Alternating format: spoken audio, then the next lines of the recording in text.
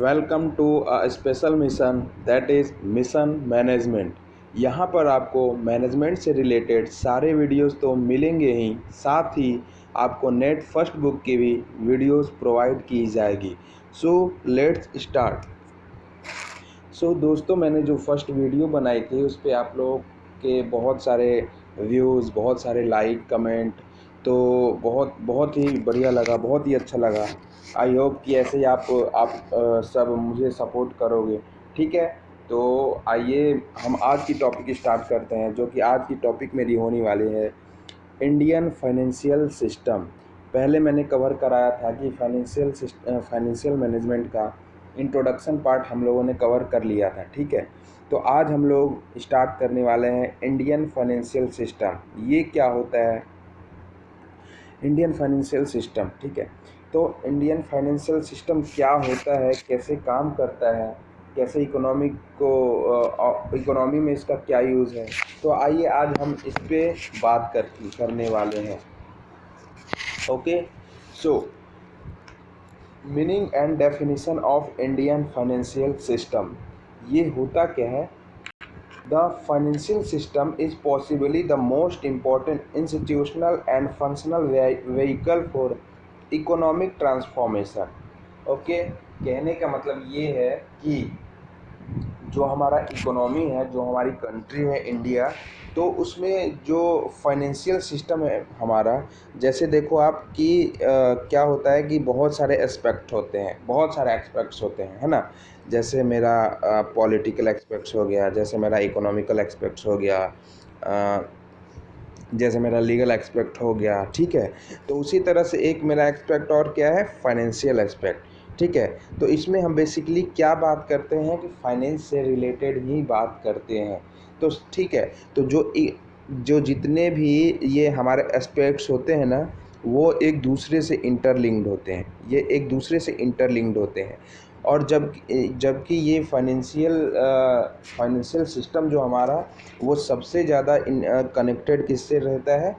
Economical aspect से। ठीक है, तो इसमें क्या होता है कि ये दे कंट्री के फाइनेंशियल एस्पेक्ट और इकोनॉमिकल एस्पेक्ट पे ही डेवलप करने में इसको फोर्स करता है ना। तो क्या होता है कि the objective of financial system is to supply funds to various sector and activities of the economy in ways that promote the fullest possible utilisation of resources. तो होता क्या है कि फाइनेंशियल सिस्टम का क्या होता है ऑब्जेक्टिव, कि अगर हम बात करते हैं फाइनेंशियल सिस्टम की, तो ये मेरा इकोनॉमिक हो गया। ठीक है, इकोनॉमिकल एस्पेक्ट हो गया, और ये हमारा फाइनेंशियल एस्पेक्ट हो गया। ठीक है, तो ये दोनों एक दूसरे से इंटर रिलेटेड है। इंटर रिलेटेड कहने का मतलब यहाँ ये हो गया फाइनेंशियल एस्पेक्ट, ये हो गया इकोनॉमिकल एस्पेक्ट। तो इसके पास बहुत सारे पैसे होते हैं, इसके पास फाइनेंशियल एस्पेक्ट के पास बहुत सारे पैसे होते हैं। तो ये फंड्स का सप्लाई करता है किसमें? इकोनॉमिकल एस्पेक्ट को ये फंड देता है ना। और इकोनॉमिकल एस्पेक्ट कहाँ कैसे यूटिलाइज करते हैं फंड, वो उस पर देता है। ठीक, उस पर फोकस करता है। ठीक है, तो फाइनेंशियल एस्पेक्ट का बेसिकली यही काम है कि कब किसको कहाँ फंड्स की रिक्वायरमेंट है, उस रिक्वायरमेंट को पूरा करना, है ना। So the objective of financial system is to supply funds to various sector and activities of the economy. तो ये होता है हमारा फाइनेंशियल और इकोनॉमिकल सिस्टम का इंटर रिलेशन, है ना। अब हम देखते हैं मीनिंग के बारे में बात करते हैं। ए फाइनेंशियल सिस्टम और financial sector function as an intermediary and facilitates the flow of funds from the areas of surplus to the areas of deficit. Suppose करो कि हमारे दो एस्पेक्ट होते हैं, कि एक तो सरप्लस होता है जहाँ बहुत सारे किसी चीज़ की कमी नहीं होती है, एक क्या होता है डेफिसिट, मतलब बहुत सारी कमी होती है। तो अब फाइनेंशियल सिस्टम क्या करता है, कोई भी देश का फाइनेंशियल सिस्टम क्या करता है, इन दोनों जो प्लेटफॉर्म है, ये दो प्लेटफॉर्म है, area of surplus to area of deficit, ये दो प्लेटफॉर्म है ना, इसको बैलेंस करता है, इसको जो है बैलेंस करता है। ठीक है, तो आप फिगर में देख सकते हो मैंने क्या बनाया है, कि यहाँ पे हमारा सीकर्स ऑफ फंड्स, ये जो है मेरा, ये जो है मेरा seekers of fund, mainly business firm and government, ठीक है, टू सप्लायर ऑफ फंड्स और मेनली हाउस होल्ड। तो ये हमारा जहाँ सरप्लस होता है, सरप्लस से फंड्स को उठा के डेफिसिट में डालता है और बैलेंस क्रिएट करना ही इंडियन फाइनेंशियल सिस्टम या किसी भी कंट्री का फाइनेंशियल सिस्टम का द मेन पर्पस होता है, ठीक है। तो आइए हम बात करते हैं, इसके कुछ फीचर्स होते हैं, जैसे financial system provides an ideal linkage between depositor and investors. एक जैसे फाइनेंशियल सिस्टम की हम जब भी बात करेंगे तो एक होता है, उसमें क्या होता है, एक डिपॉजिटर होता है और एक होता है इन्वेस्टर। डिपॉजिटर जैसे हम बैंक की बात करते हैं तो वो मनी डिपॉजिट करता है, ठीक है, मनी पब्लिक का क्या करता है, अपने पास रखता है, तो ये हमारा क्या होता है, डिपॉजिटर। और हम लोग क्या होता है, जो जनरल पब्लिक क्या होता है, ऐसे हम एज अ जनरल बात करें तो जो जनरल पब्लिक क्या होती है, वो इन्वेस्टर होती है, ठीक है, वो इन्वेस्टर होती है, वो बैंक को पैसा देगी, बैंक डिपॉजिट करेगा। तो ये किसके द्वारा हो रहा है, फाइनेंशियल सिस्टम के द्वारा ही हो रहा है। So financial system provides an ideal linkage, okay. Second one is financial system facilitates expansion of financial market. Financial system क्या करता है कि वो फैसिलिटेट करता है कि फाइनेंशियल मार्केट मेरा दिन प्रतिदिन क्या हो, बढ़े। पहले समझो फाइनेंशियल सिस्टम कैसा था, बहुत छोटा था, है ना। फाइनेंशियल सिस्टम क्या था, बहुत छोटा था। फिर फाइनेंशियल मैनेजमेंट आया, हम फाइनेंशियल मैनेजमेंट के बारे में सीखना शुरू किए, ठीक है। तो फाइनेंशियल मैनेजमेंट जब सीखना शुरू किए तो धीरे धीरे आप पब्लिक और इन्वेस्टर और डिपॉजिटर का इंटरेस्ट भी बढ़ने लगा इसमें, तो अब फाइनेंशियल सिस्टम मेरा बड़ा होने लगा। ऐसे करते करते करते ये बहुत बड़ा हो गया अब मेरा फाइनेंशियल सिस्टम, ठीक है। तो फाइनेंशियल सिस्टम क्या करता है, facilitate expansion of financial markets. And third number अगर आते हैं, थर्ड की अगर बात करते हैं तो financial system promotes efficient and allocation of financial resources. Financial resources बहुत सारे हैं जो हम आगे डिस्कस करने वाले हैं। तो फाइनेंशियल सिस्टम ये मेनली क्या करता है, बहुत सारे एस्पेक्ट्स होते हैं फाइनेंशियल सिस्टम के। तो इन सभी में क्या करता है फाइनेंशियल सिस्टम, इन सभी को क्या करता है, रेगुलेट करता है, सभी में बैलेंस क्रिएट करता है, ठीक है। तो ये होता है जो फाइनेंशियल सिस्टम की एक्चुअल मीनिंग ये होती है ना। अब हम बात करते हैं function of financial system. Function क्या क्या होते हैं, तो फर्स्ट फंक्शन है लिंक बिटवीन सेवर्स एंड इन्वेस्टर, जो कि मैंने पहले से ही बात करके रखा है कि फाइनेंशियल सिस्टम क्या प्रोवाइड करता है, link between सेवर्स and investor. So one of the most important function of a financial system is to link the savers and investor and thereby help in mobilizing and allocating the saving efficiently and effectively. So एक तो हो गया हमारा saver, एक तो हो गया हमारा इन्वेस्टर। अब ये सेवर है, एक मेरा इन्वेस्टर है। तो इन्वेस्टर क्या करेगा, इन्वेस्टर को ज़्यादा इन्वेस्ट करने से मतलब है, अच्छा इन्वेस्ट क्यों करेगा, क्योंकि इसको ज़्यादा से ज़्यादा रिटर्न से मतलब है, ठीक है। और इसको भी चूँकि क्या होता है, ये डिपॉजिटर होता है, तो डिपॉजिटर को भी ज़्यादा से ज़्यादा पैसे से मतलब होता है ना। तो ये तो इन्वेस्ट करेगा ही करेगा सर्टेन पीरियड के लिए, सर्टेन टाइम के लिए, ठीक है, ये इन्वेस्ट करेगा और ये पैसे लेगा, ठीक है। तो इससे क्या होता है, जो इकोनॉमी में है इफेक्टिव यूटिलाइजेशन ऑफ रिसोर्सेज होता है ना। तो ये क्या करता है, इंडियन फाइनेंशियल सिस्टम ही प्रोवाइड करता है, इसके फंक्शन ही सारे ये काम करते हैं, link between सेवर्स and investor. Second, help in project selection. अब ये कैसे इंडियन फाइनेंशियल सिस्टम है, कैसे प्रोजेक्ट सिलेक्शन में हेल्प करता है, अब हम ये सीखने वाले हैं। So a financial system not only helps in selecting project to be funded but also inspire the operators to monitor the performance of the investor, ठीक है।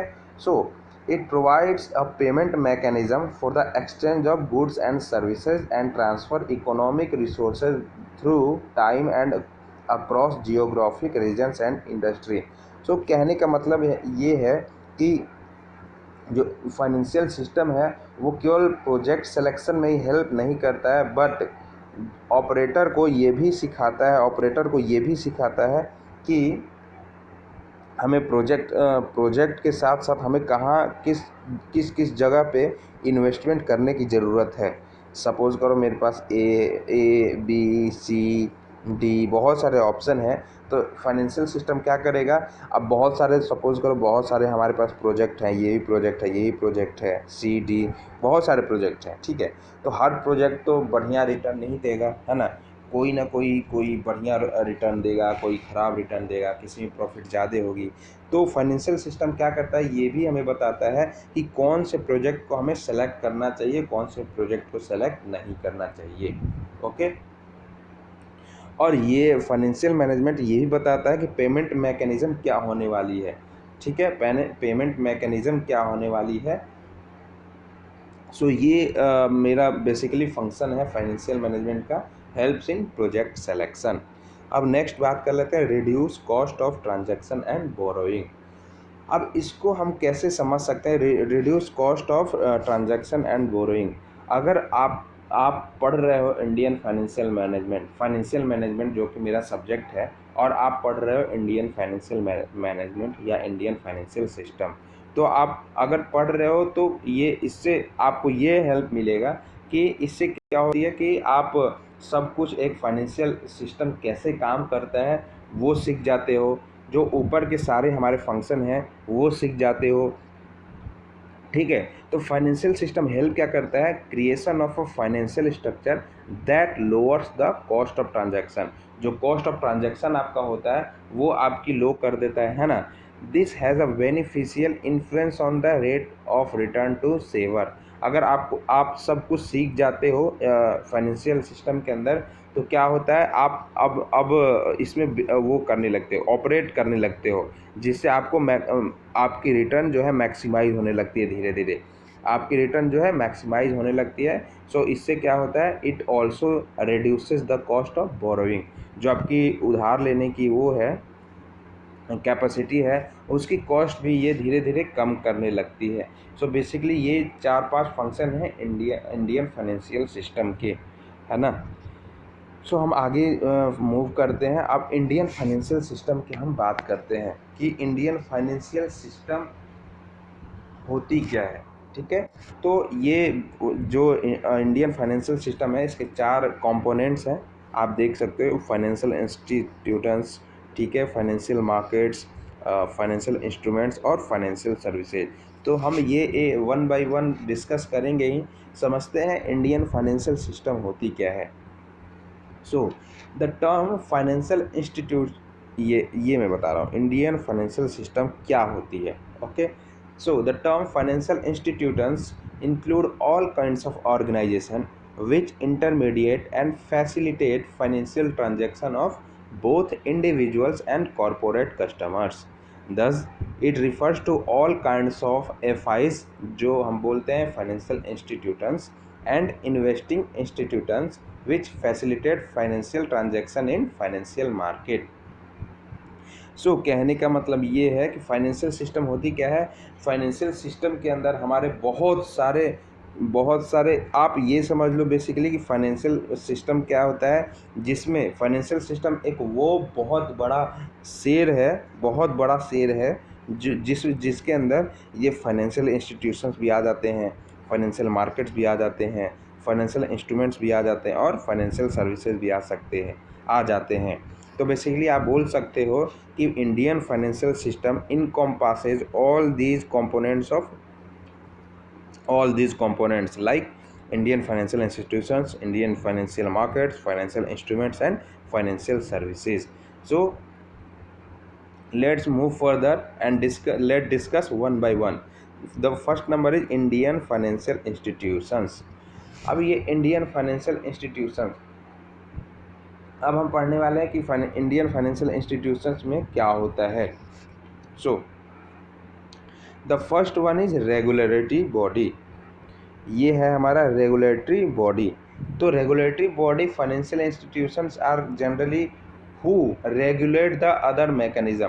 जो रेगुलेशन का काम करता हो, ठीक है, जो कंट्रोलर का काम करता है, वो हमारा क्या होता है, रेगुलेटरी बॉडी होता है, ठीक है। जैसे हम बात कर लेते हैं रेगुलेटरी बॉडी के अंदर हम क्या बात करते हैं, सेबी की, जो कि सेबी क्या होता है, the securities and exchange board of India. So the security and exchange board of India is the regulator for the security market in India. जो सिक्योरिटी मार्केट है, जहां हम स्टॉक स्टॉक को बाय एंड सेल करते हैं, ठीक है, shares में पैसे लगाते हैं, तो वो किसके द्वारा गवर्न होता है? SEBI, security exchange board of India. So the purpose of SEBI act is to provide for establishment of a board called securities and exchange board of India. So इसके फंक्शन क्या क्या होते हैं? To provide a degree of protection to the investor, sorry, so एक तो ये सेबी क्या करता है? इन्वेस्टर का इंटरेस्ट प्रोटेक्ट करता है, ठीक है। To promote fair dealings, fair dealings का मतलब ये होता है कि कोई जो स्टॉक मार्केट है उसमें मैनिपुलेशन की कोई चांसेस ना हो, ठीक है। कोई जो जो मैनिपुलेशन हो, जैसे ये ना, फेयर डीलिंग होनी चाहिए, हमेशा हमेशा न्यूट्रल होना चाहिए, ठीक है, कि ना आप पहले से कुछ जानते हो, शेयर की प्राइस सपोज करो बढ़ गई, ठीक है, तो ये बढ़ गई तो ये किसी को पता नहीं होना चाहिए, ना ही इन्वेस्टर को, ना ही बायर को, है ना, कि अच्छा शेयर की प्राइस अगर बढ़ जाएगी तो क्या होगा? अगर सपोज करो मुझे पता चल गया कि कल शेयर की प्राइस बढ़ने वाली है और आपको पता है नहीं कि शेयर की प्राइस क्या होगी, आपने उस शेयर से जो पैसे लगाए थे उससे निकाल लिया, पहले विड्रॉ कर लिया, और मुझे चूँकि सब पहले से पता है तो मैंने अपने पैसा उस शेयर में रहने ही दिया, तो कल के डेट में क्या होगी? मुझे प्रॉफिट हो जाएगी और आपको क्या हो जाएगा? लॉस हो जाएगा। तो सेबी क्या करती है? इस पे कंट्रोल करती है कि ये नहीं होना चाहिए स्टॉक मार्केट में, ठीक है। तो ये क्या होता है मेरा रेगुलेटरी बॉडी में? सेबी, जो कि है मेरा securities and exchange board of India. दूसरी बात करते हैं IDBI, industrial development bank of India. ये जनरली पहले आरबीआई के अंडर ही आता था, लेकिन अब एक नया इसका प्रोविज़न मिला, जो आईडीबीआई अलग सेक्शन में इसको हम दिखाते हैं, जो कि industrial development bank of India होती है ना। ये क्या करती है? क्रेडिट प्रोवाइड कर दी है एंड अदर फाइनेंशियल फैसिलिटीज़ भी प्रोवाइड करती है। तो इसके अंदर ये जितने भी छोटे मोटे industrial development bank of India है ना, उसको रेगुलेट करती है। जैसे हमारा हो गया सिडबी, हो गया small industrial development bank of India, ठीक है, और हो गया एग्जिम बैंक, हो गया एग्जिम बैंक मतलब export and import bank of India, okay. So NSC हो गया, नेशनल सिक्योरिटीज़ एक्सचेंज, ठीक है, एनएसडीएल हो गया, नेशनल सिक्योरिटी डिपॉजिटरी लिमिटेड। ये सारे जितने भी इसका मैंने कंपोनेंट बताया, ये आईडीबीआई ही रेगुलेट करती है, ठीक है। अब थर्ड आते हैं आरबीआई। अब आरबीआई तो सभी जानते होंगे, जो कि क्या होता है? The apex bank of India. जो जितने भी प्राइवेट एंड कमर्शियल बैंकिंग है इंडिया में, उसको कौन करता है control? RBI, that is reserve Bank of India. क्या इसको बोलते हैं? सेंट्रल बैंकिंग इंस्टीट्यूशन बोलते हैं, ठीक है, which control the monetary policy of the Indian rupee. और ये आरबीआई जो क्या करती है? इंडियन रुपी और मॉनेटरी पॉलिसी फॉर्मुलेट करने में बहुत ही बड़ा, मतलब समझो कि he is the only body, he is the only governing body who establishes the monetary policy, who formulate the monetary policy of India। जो मॉनेटरी पॉलिसी को क्या करती है? फॉर्मुलेट करने में बहुत ही बड़ा रोल प्ले करती है, ठीक है। So RBI formulates, implements and monitor the monetary policy, okay. RBI maintains public confidence in the system, okay, and RBI gives the public adequate quantity of supplies of currency notes and coins and in good quality. So basically हम जितने भी notes use करते हैं, coins use करते हैं, तो वो क्या करती है कि आरबीआई इंश्योर करती है कि ये इकोनॉमी में इसकी फ्लो बढ़िया एफिशिएंट वे में बनी रहे, ठीक है। और फोर्थ अगर आते हैं, फोर्थ बात करते हैं एएमसी, जो कि मेरी क्या होती है? Asset management company. जैसे हमारा एक नया कॉन्सेप्ट चला है अभी, म्यूचुअल फंड, तो वो एएमसी के अंदर आती है। तो सारा म्यूचुअल फंड जो भी गवर्न होता है वो किससे होता है? एएमसी से, जो कि होता है मेरा एसेट मैनेजमेंट कंपनी, ठीक है। अब सेकंड नंबर आते हैं इंटरमीडियरीज। इंटरमीडियरीज क्या होते हैं? जो कि इंटरमीडियरीज आप बोल सकते हो बिचौला, है ना। सो इंटरमीडियरीज क्या करते हैं? जैसे फर्स्ट हमने तो फर्स्ट पढ़ लिया रेगुलेटरी बॉडी, ठीक है। तो अब हम जैसे ये देखो, मैंने एक लाइन बनाया, ठीक है, ये दोनों मान लो आपसी बात नहीं, ये दोनों मान लो गुस्सा है, दोनों एक दूसरे से गुस्सा हैं, ठीक है। तो अब हम क्या करेंगे? एक इंटरमीडियरीज बनाएंगे। अब ये ये वाला जो आदमी है इससे भी बात करेगा, ये वाला आदमी है जो इससे भी बात करेगा, ठीक है। तो इसको हम क्या बोलेंगे, इंटरमीडियरीज, इंटरमीडियरीज। अब ये क्या करेगा कि इसकी इन्फॉर्मेशन इसको देगा, इसकी इन्फॉर्मेशन इसको देगा, ठीक है, और दोनों को मिलाने की भी कोशिश करेगा, दोनों को मिलाने की भी कोशिश करेगा कि ताकि दोनों आपस में, भाई तुम लोग आपस में बात कर लो। तो ये होता है इंटरमीडियरीज का काम। जैसे ये रेगुलेटरी बॉडीज़ में हम लोग देखे थे, तो इन्होंने क्या किया कि अपना अपना गवर्निंग कंपोनेंट्स रख दिया। जैसे सेबी क्या करेगा कि हाँ भाई हम स्टॉक मार्केट देखेंगे, आईडीबीआई करेगा हाँ भाई हम जितने भी इंडस्ट्रियल बैंक है वो देखेंगे, आरबीआई क्या करता है जितने भी बैंक वो देखेंगे, ठीक है। अब इरडा क्या करेगा, जितने भी इंश्योरेंस वाले कंपनीज है वो मैं देखूंगा, ठीक है। तो अब बीच में किसी को तो आना पड़ेगा, तो क्या आता है, इंटरमीडियरीज। अब इंटरमीडियरीज का काम यही है। सो intermediaries supply only short term funds to individuals and corporate customers। अब जो इंटरमीडियरीज होते हैं वो हमेशा ध्यान रखना शॉर्ट टर्म फंड्स को सप्लाई करते हैं। जनरली शॉर्ट टर्म फंड्स क्या होता है, लेस देन अ ईयर, है ना। तो इंटरमीडियरीज की अगर बात करें तो ये बेसिकली दोनों में होते हैं, दोनों सेक्टर में, जैसे बैंकिंग भी होते हैं और नॉन बैंकिंग भी होते हैं। अगर हम बैंकिंग की बात करें तो जैसे एसबीआई हो गया, state bank of India, Punjab national bank, ठीक है। उसी तरह जैसे अगर नॉन बैंकिंग इंटरमीडियरीज की बात करें हम, तो एलआईसी जो कि लाइफ इंश्योरेंस कॉरपोरेशन, ठीक है, जीआईसी हो गया, जनरल इंश्योरेंस कॉरपोरेशन, ठीक है। तो ये हो गया नॉन बैंकिंग, मेरा नॉन बैंकिंग इंटरमीडियरीज, ठीक है। अब हम बात करते हैं नॉन इंटरमीडियरीज क्या होते हैं, ठीक है। वही वाली बात होगी कि ये अब बात करते हैं नॉन इंटरमीडियरीज क्या होते हैं, तो वही वाली बात होगी ना कि ये मेरा फर्स्ट पॉइंट था, ये मेरा लास्ट पॉइंट था, बीच में क्या था, इंटरमीडियरी। तो हमने ये पढ़ चुका है, हम लोगों ने ये पढ़ लिया, ठीक है। अब हम ये पढ़ेंगे नॉन इंटरमीडियरीज। तो ये क्या करता था, ये बॉडी रेगुलेट करता था, ये सबको रेगुलेट करता था, ये सबको मिलवाता था, है ना, सबसे बात कराता था, जो कि इंटरमीडियरी और शॉर्ट टर्म फंड प्रोवाइड करता था, ठीक है। अब नॉन इंटरमीडियरीज की बात कर ले तो ये क्या करेगा, हमेशा long term fund, short term में भी तो कुछ हो नहीं पाएगा, तो अब किसी को भी चाहिए ना कि लॉन्ग टर्म फंड भी इशू करे, ठीक है। तो वो क्या करता है, नॉन इंटरमीडियरीज प्रोवाइड कराता है, ठीक है।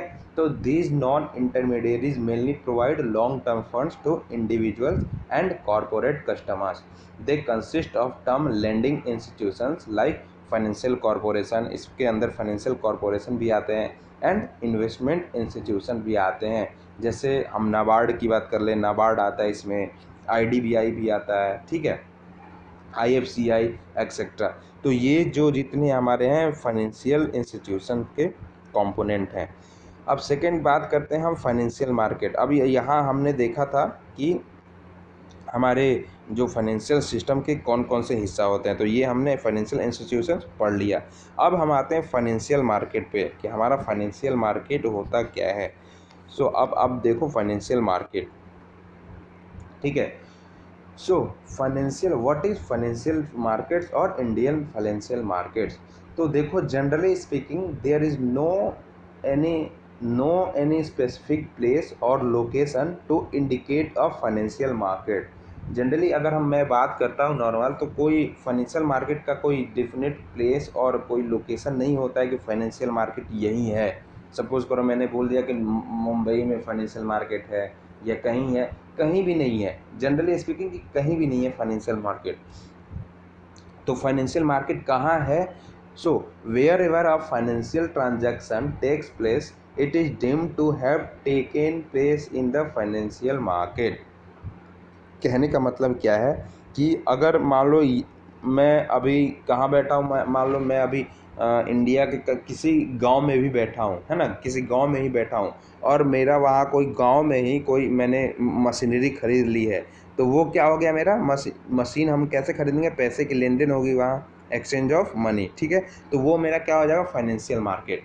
वहीं मेरा जहाँ भी फाइनेंस से रिलेटेड कोई ट्रांजैक्शन हो वो क्या हो जाता है, मेरा financial market. Hence financial markets are pervasive in nature.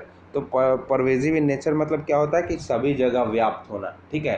Financial market हर जगह है, हर आपके ज़िंदगी के हर हिस्से में फाइनेंशियल मार्केट बसा हुआ है। आपको बल्कि उसको महसूस करने की ज़रूरत है। आप हर टाइम कभी ना कभी पैसे का एक्सचेंज करते ही हो।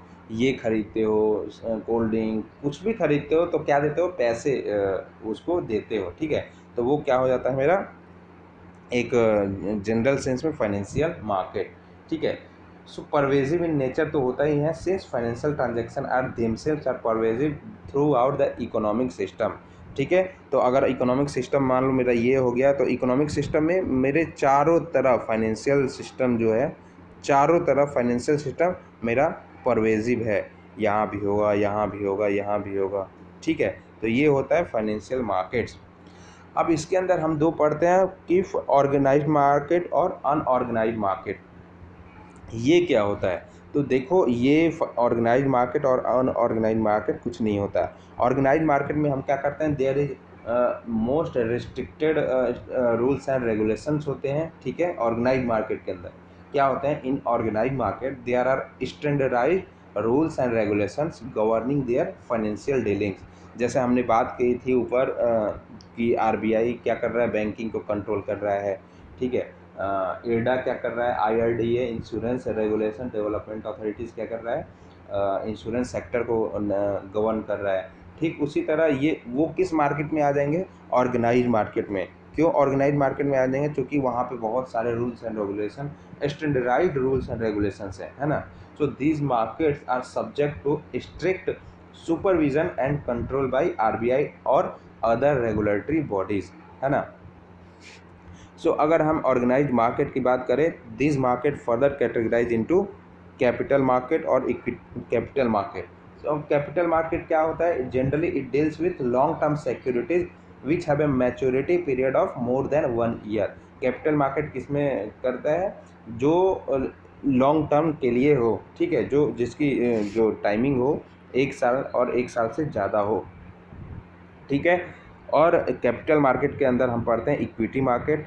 इक्विटी मार्केट क्या होता है कि share of public limited company are bought and sold in equity market. जो पब्लिक की शेयर्स होती हैं वो इक्विटी मार्केट में डील की जाती है, ठीक है। तो इक्विटी मार्केट के हम अंदर पढ़ते हैं प्राइमरी मार्केट एक होता है, सेकेंडरी मार्केट होता है और डेब्ट मार्केट होता है, ठीक है। तो प्राइमरी मार्केट में जहाँ न्यू इशूज ऑफ शेयर होते हैं, सेकेंडरी मार्केट में क्या करते हैं, जहाँ एग्जिस्टिंग शेयर इशू करते हैं, हम डीलिंग करते हैं, ठीक है। अब इक्विटी मार्केट हमने पढ़ लिया। अब डेब्ट मार्केट, डेब्ट मार्केट में क्या होता है, डेब्ट market refers to the financial market where investors buy and sell debt securities mostly in form of bonds के फॉर्म में हम डेब्ट मार्केट में ये फाइनेंशियल डीलिंग्स करते हैं। डेब्ट का मतलब सिंपल सा मतलब ये है कि उधार, लोन, ठीक है। अब नेक्स्ट आते हैं further money market. What is money market, so the money market can be defined as a market for short term money and financial assets that are near substitute for money, ठीक है। Money और money like जो हम बोल सकते हैं, money एक तो हम कोई भी सामान खरीदते हैं तो क्या देते हैं, मनी देते हैं, ठीक है। और एक क्या देते हैं, हम मनी से रिलेटेड ही कुछ ऐसा सब्स्टिट्यूट दे देते हैं कि वो मनी के इक्विवेलेंट ही काम करेगी। जैसे हम दे देते हैं, मान लो सपोज करो मैंने 10,000 रुपये का कुछ सामान खरीदा, तो एक मैं आपको 10,000 रुपये दे दूंगा, उस पर आप खुश हो जाओगे, ठीक है। अब दूसरी चीज़ मैं क्या कर सकता हूँ, आपको एक 10,000 रुपये का चेक दे सकता हूँ, उस पर भी आप सेटिस्फाई हो कि नहीं होगे, है ना। तो ये होता है मनी मार्केट में। तो मनी मार्केट क्या करता है, these R component of economy generally providing short term loan. Short term loan he provide करता है। जैसे हमारा हो गया कमर्शियल पेपर्स हो गया, ट्रेजरी बिल हो गया, सर्टिफिकेट ऑफ डिपॉजिट हो गया। तो ये होता है हमारा money market. So coming to unorganised market. Organised market में तो हमने पढ़ लिया कि क्या होता है कि ऑर्गेनाइज मार्केट में बहुत सारे रूल्स एंड रेगुलेशंस होते थे, ठीक है। और अनऑर्गेनाइज मार्केट में क्या होता है, अनऑर्गेनाइज मार्केट में क्या होता है कि देखो, in unorganised market there are number of money lenders, indigenous bankers, traders etcetera who lends money to the public. So indigenous bankers also collect deposit from the public. Same पहले की तरह जैसे बैंक करती थी वैसे ही ये इंडिजीनियस बैंकर्स भी करते हैं, क्या करते हैं, डिपॉजिट कलेक्ट करते हैं पब्लिक से। There are also private finance companies, chit funds companies etcetera whose activities are not directly control by RBI. ठीक है, तो ये अनऑर्गेनाइज मार्केट वो मार्केट होता है जिसके लिए कोई स्टैंडर्ड रूल्स एंड रेगुलेशन नहीं होते हैं, है ना। तो ये क्या होते हैं, अनऑर्गेनाइज्ड मार्केट। सो आप मैंने देख अब इसमें आप देख सकते हो, in this there are number of money lenders होते हैं, इंडिजिनस बैंकर, ट्रेडर्स होते हैं who lend money to public. इसमें क्या होता है अनऑर्गेनाइज मार्केट में, कि ऑर्गेनाइज मार्केट से जनरली ये ज़्यादा इंटरेस्ट और जो भी रिटर्न देते हो वो ऑर्गेनाइज मार्केट से ज़्यादा देते हो, ताकि पब्लिक क्या करे, ज़्यादा से ज़्यादा अनऑर्गेनाइज मार्केट में इन्वेस्ट करे। अब इसमें मैंने बताया कि इंडिजीनियस बैंकर वो क्या होते हैं। सो इंडिजीनियस बैंकर कुछ नहीं होते हैं, दे आर प्राइवेट फर्म होते हैं वो ऑपरेट एज बैंक, जो बैंक जैसा ही काम करते हैं ना। And they both receive deposit and gives loan. ठीक है, डिपॉजिट भी रिसीव करते हैं और लोन भी देते हैं। There primary business is not banking but money lending. इनकी जो प्राइमरी बिजनेस होती है वो बैंकिंग नहीं होती है, क्या होती है, मनी लेंडिंग करना। सो ये हमारा होता है, ये हमारा क्या था, फाइनेंशियल मार्केट्स।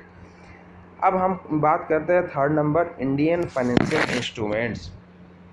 अब इंडियन फाइनेंशियल इंस्ट्रूमेंट्स या जिसको बोल सकते हैं असेट्स, ये क्या होते हैं। So basically a financial instrument is a claim against a person और an institutions for the payment at a future date is sum of money and a periodic payment in form of interest और dividend.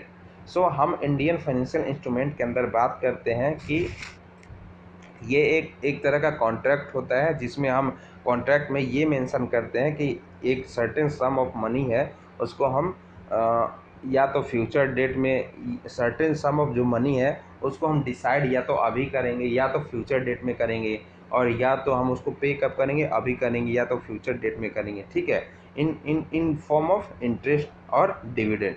ठीक है, तो इसमें basically हम बात करते हैं दो फाइनेंशियल इंस्ट्रूमेंट हमारे होते हैं।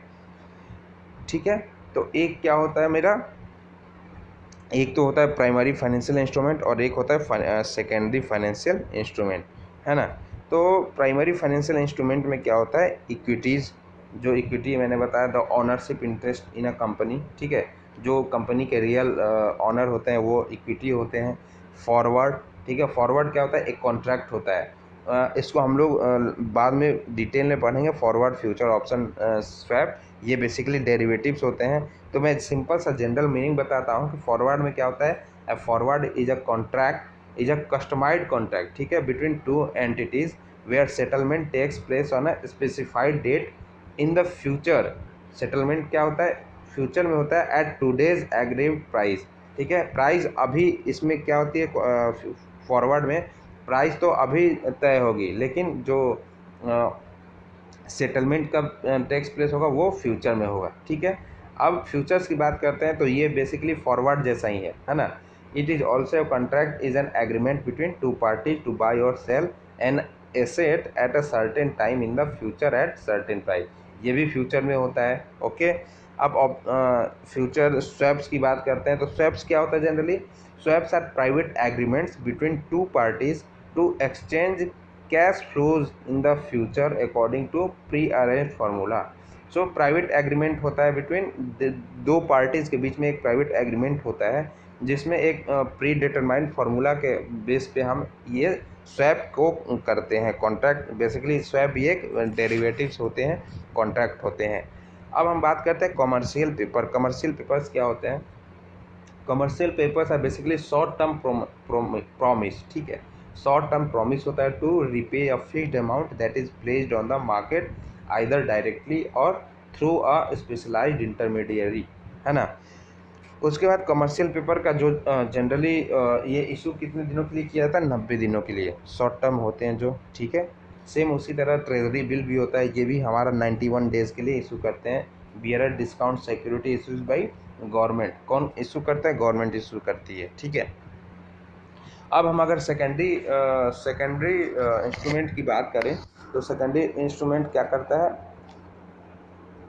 इसमें क्या क्या आते हैं, हमारे इक्विटी शेयर्स भी आते हैं, प्रेफरेंस शेयर आप जानते हो आते हैं, गवर्नमेंट सिक्योरिटीज़ आते हैं। गवर्नमेंट सिक्योरिटीज़ क्या होते हैं, ये क्रेडिट रिस्क फ्री होते हैं, कूपन होते हैं, ठीक है, जो कि क्रेडिट रिस्क फ्री होते हैं एकदम, जो which are issued by Reserve Bank of India. कौन इशू करता है, आरबीआई इशू करती है on the behalf of government, ठीक है, गवर्नमेंट ऑफ इंडिया के बिहाफ पे आरबीआई इशू करती है। फिर से हमने डिवेंचर भी पढ़ा है। डिवेंचर क्या होता है, बेसिकली एक तरह के लोन होते हैं। फिर से बॉन्ड्स बॉन्ड्स जो सेकेंडरी फाइनेंशियल इंस्ट्रूमेंट के अंदर बॉन्ड भी आते हैं। जो बॉन्ड्स क्या होते हैं, negotiable certificate evidencing indebtedness. So bond जैसे एक तरह से फिक्स्ड एफडी जैसा होता है, ठीक है, फिक्स्ड डिपॉजिट जो हम लोग बैंक में करते हैं वैसा होता है, जो जनरली कंपनीज बॉन्ड्स इशू करते हैं, जो कि इंटरेस्ट रेट बहुत ही इसका जनरली बैंक से बहुत ज़्यादा होता है, ताकि पब्लिक जो है बॉन्ड्स में इन्वेस्ट करे। तो ये तो हमारा थर्ड इंडियन फाइनेंशियल इंस्ट्रूमेंट्स हो गए। और लास्ट की तरफ हम मूव करते हैं, जो कि लास्ट कैटेगरी हमारा Indian financial services. Indian financial services, ठीक है। सो इंडियन फाइनेंशियल सर्विसेज में basically these are vital for creation of firms. बहुत ही ज़्यादा इंपॉर्टेंट होता है, किस लिए, creation of firms, industrial expansion and economic growth. इन तीनों फैक्टर के लिए इंडियन फाइनेंशियल सर्विसेज को हम बहुत ही बढ़िया, बहुत ही ध्यान से पढ़ते हैं। सो इसको हम फर्दर कैटेगराइज करते हैं, fund asset based financial services और फी बेस्ड फाइनेंशियल सर्विसेज। तो इन दोनों में क्या डिफरेंस है, फंड और असेट बेस्ड फाइनेंशियल सर्विसेज में? देखो, fund asset based financial services में ये होता है कि when financial services are used for creating assets और are supported by assets which where the funds are transformed into assets, they are known as asset based financial services. कहने का मतलब है कि when financial services are use for creating assets, जब financial services use होता है किस लिए, असेट क्रिएट करने के लिए, ठीक है, तो वो किस कैटेगरी में आता है, असेट बेस्ड फाइनेंशियल सर्विसेज, ठीक है। जैसे हम असेट को ही फाइनेंशियल सर्विसेज यूज करके असेट को ही क्या कर रहे हैं, क्रिएट कर रहे हैं। तो आप इसके कंपोनेंट से समझ जाओगे क्या होता है। जैसे लीज फाइनेंसिंग है ना, लीज फाइनेंसिंग क्या होता है, तो ये भी एक कॉन्ट्रैक्ट होता है, कॉन्ट्रैक्चुअल अरेंजमेंट होता है। मैं देखो बताता हूँ कि लीज फाइनेंसिंग होता क्या है, कि a lease may be defined as a contractual arrangement और contractual transaction in which a party owing an asset equipment, जो क्या होता है, लेसर होता है, इसको लेसर बोलते हैं, provide the asset for use to another transfer to right to use equipment to the user. जो बोलते हैं यूजर को क्या बोलते हैं हम, लेसी, है ना, over a certain period of N agreed period of time for consideration in form in return of periodic payment with or without a further payment, and at the end of the period of contract, lease period जिसको हम बोलते हैं, the asset, the equipment reverts back to the lessor unless there is a provision for the renewal of the contract। तो lease financing क्या होता है, suppose करो कि लीज फाइनेंसिंग, अच्छा लीज फाइनेंसिंग के ऊपर अगर हम पढ़ते हैं तो हमने क्या पढ़ता, fund asset based financial services. Asset based financial services में हम क्या करते हैं, असेट को ही क्रिएट करते हैं, ठीक है। तो लीज फाइनेंसिंग में हम क्या कर रहे हैं, बेसिकली एसेट को ही क्रिएट कर रहे हैं, ठीक है। जैसे मान लो मैं एक कॉलेज स्टूडेंट हूँ, ठीक है, कॉलेज स्टूडेंट में क्या होता है, कॉलेज स्टूडेंट जनरली प्लान कर लेते हैं कि हम यहाँ घूमने चलते हैं, सिटी में घूमने चलते हैं। तो ये एक वो रेंट पे गाड़ी उठाते हैं, है ना, रेंट पे गाड़ी उठा के अब वो क्या करते हैं, घूमने चले जाते हैं, रेंट पे गाड़ी उठा के घूमने चले जाते हैं, है ना। तो रेंट पे गाड़ी उठा के अगर वो घूमने चले गए तो गाड़ी वो कितने दिनों के लिए, जो शॉप वाला होगा, गाड़ी कितने दिनों के लिए देगा, हो सकता है 1 दिन, हो सकता है 5 घंटे, 4 घंटे, जो भी हो, ठीक है, अनटिल एंड अनलेस अगर उसके कॉन्ट्रैक्ट में ये मेंशन ना हो कि रिन्यूअल ऑफ कॉन्ट्रैक्ट, मतलब अगर 5 घंटे के लिए, 5 घंटे सपोज करो, रिन्यूअल कॉन्ट्रैक्ट को रिन्यू करा देता है तो 5 घंटे से और एक्सटेंड हो जाएगा टाइम, ठीक है। तो ये होता है लीज फाइनेंसिंग। तो लीज फाइनेंसिंग में at the end of lease contract, इस कॉन्ट्रैक्ट के एंड में हम क्या करते हैं कि जो गाड़ी हम लिए हुए होते हैं वो हमें वापस करना पड़ता है, ठीक है, वो हमें वापस करना पड़ता है उसके एक्चुअल रियल ओनर को, जिससे हमने गाड़ी लिया होता है उसके रियल ओनर को हम उसको गाड़ी वापस कर देते हैं। तो ये गाड़ी का तो मैंने एक बहुत छोटा एग्जांपल बताया। ये लीज़ फाइनेंसिंग जो होता है जनरली लॉन्ग टर्म में होता है, ठीक है। सपोज़ करो एक कंपनी एक बिल्डिंग ली है, अपने कुछ किसी मैन्युफैक्चरिंग यूनिट के लिए कंपनी एक बिल्डिंग ली है, ठीक है।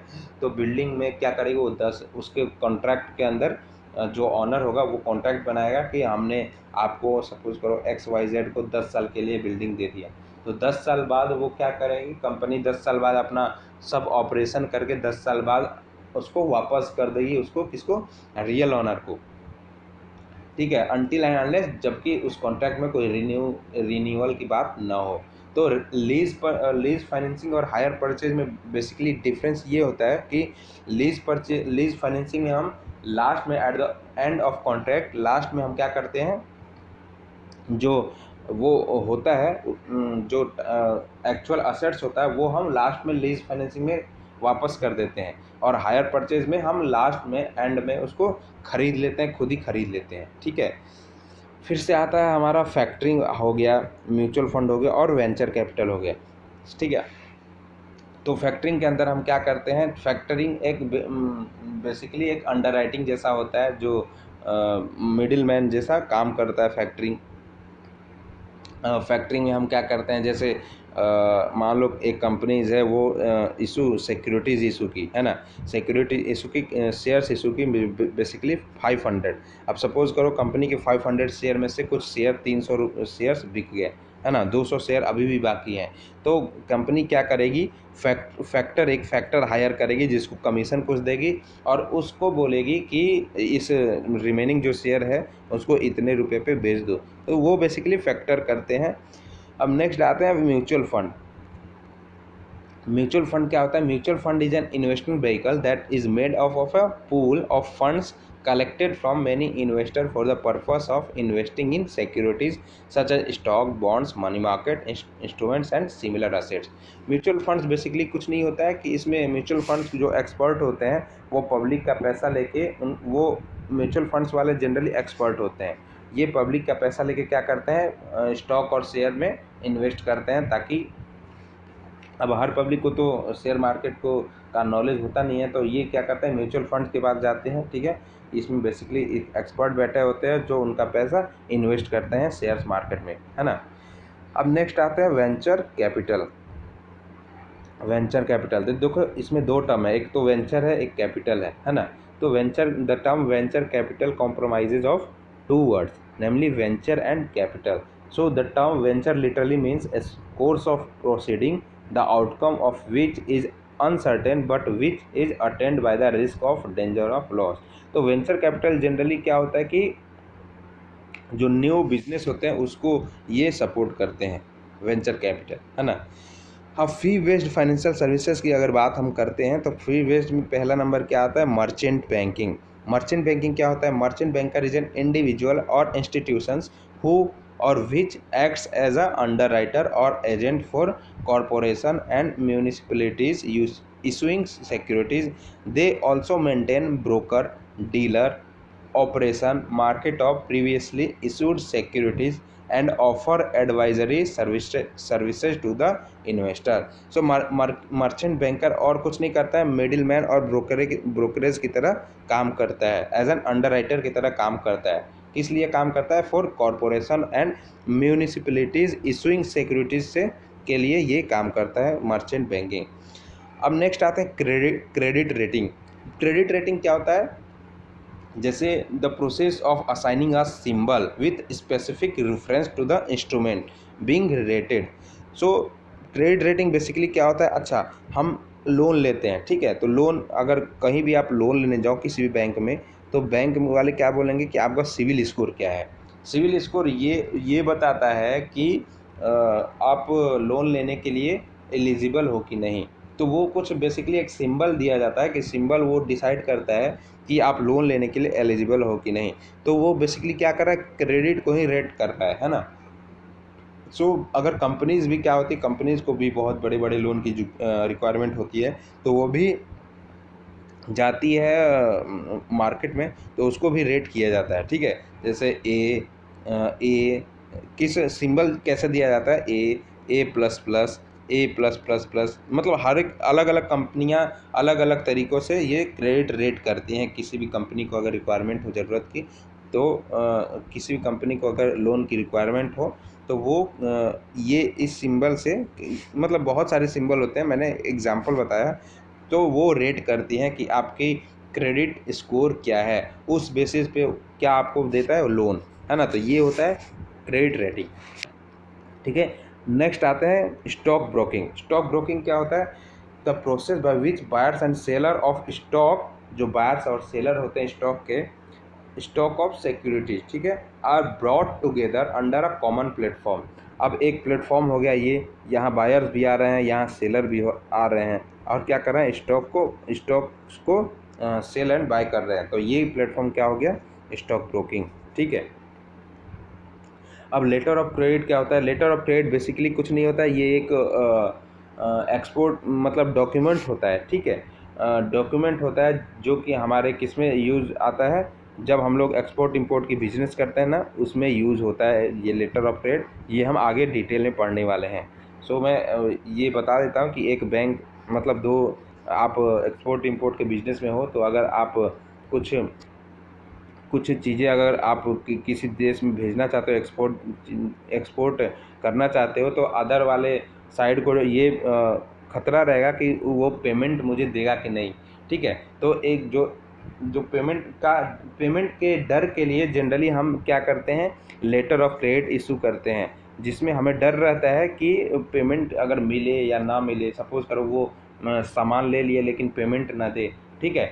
तो ये वाला बैंक क्या करता है, इधर वाला बैंक एक डॉक्यूमेंट्स, जो इसका कंसर्न बैंक है, एक डॉक्यूमेंट्स इशू करता है अंदर एक कॉमन सील के तहत, अपने बैंकिंग की सील लगाएगा, एक्नॉलेजमेंट डालेगा उस पर, ठीक है, कि सम ऑफ सर्टेन अमाउंट इज, वो देने की बात करेगा, ठीक है। तो वो किसके अंदर आता है? लेटर ऑफ क्रेडिट, जिसको हम एलसी बोलते हैं, ठीक है। तो ये हम लोग बाद में डिटेल में पढ़ने वाले हैं। अब हम बात कर लेते हैं equilibrium in financial market. Equilibrium मतलब ये फाइनेंशियल मार्केट कब बराबर होते हैं आपस में। तो आपने एक बहुत ही मेन टूल पढ़ा है इकोनॉमिक्स में, डिमांड एंड सप्लाई, ठीक है। डिमांड पढ़ा था आपने, सप्लाई पढ़ी थी आपने, ठीक है। सो बेसिकली इक्विलिब्रियम भी किसी भी जगह इक्विलिब्रियम कैसे होता है, डिमांड एंड सप्लाई से ही डिसाइड होता है। So equilibrium in financial market, इसके अंदर क्या होता है, the equilibrium in financial market is usually determined that there would be perfect competition in market. Perfect competition जहाँ बहुत सारे बायर्स एंड बहुत सारे सेलर्स हो, ठीक है, and by using the well known tool of demand and supply. So demand and supply का वहाँ टूल यूज होता है। आप डिमांड में देखते होंगे कि डिमांड में क्या होता था कि प्राइस बढ़ा तो डिमांड कम हो गया किसी भी कमोडिटी का, और प्राइस कम हुआ तो डिमांड बढ़ गया किसी कमोडिटी का, ठीक है। सेम उसको वो होता था सप्लाई में, होता था कि डिमांड अगर बढ़ा किसी भी कमोडिटी का, डिमांड अगर बढ़ा तो सप्लाई भी बढ़ गया, और डिमांड कम हुआ तो सप्लाई भी कम हो गया। तो डिमांड में प्राइस और कमोडिटी के क्या होते थे, इनडायरेक्ट रिलेशनशिप होते थे, ठीक है। और सप्लाई में क्या होता था, डायरेक्ट रिलेशनशिप होता था, है ना। तो ये हमने equilibrium financial market demand and supply के अंदर पढ़ चुके हैं। सो इसके कुछ एजम्पशन होते हैं, जैसे इकोनॉमिक्स में हम लोग हर मॉडल के अंदर एजम्पशन पढ़ते थे। सो इसके भी कुछ एजम्पशन होते हैं फाइनेंशियल मार्केट के अंदर। क्या होता है, देखो, financial market are said to be perfect when, कब परफेक्ट माना जाएगा, जब large number of saver and investor in market, बहुत सारे इन्वेस्टर मार्केट हो, ठीक है, लार्ज नंबर में हो। The savers and investor are rational मतलब सब कुछ न्यूट्रल हो, ठीक है, सब पता हो एकदम। All operator in market are well inform and information is freely available to all of them. Information जो जिसको चाहिए, मुझे भी चाहिए, आपको भी चाहिए, सबको मिल जाएगा। सब इन्फॉर्मेशन इज़ न्यूट्रल, मतलब सबको, एक ये नहीं कि आपको नहीं मिल पाएगा मुझे मिलेगा, ऐसा नहीं होना चाहिए इस मार्केट के अंदर।